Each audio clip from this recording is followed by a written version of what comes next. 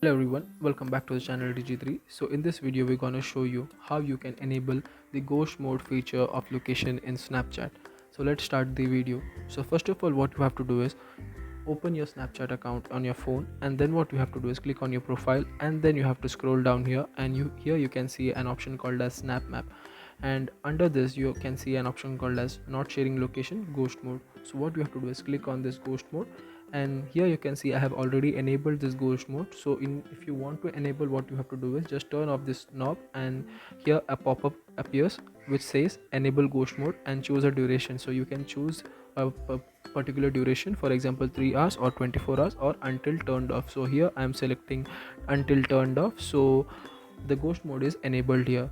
And here we can also see another options, which is who can see my locations. There are three options, which is my friends and my friends accept and only this friend. So you can choose whichever you want. So if I am selecting only this friends, then I can select here 2 3 friends, and then I have to save here. So here only these two friends of mine can see my location, rest any of my friends, none of my friends can see my locations.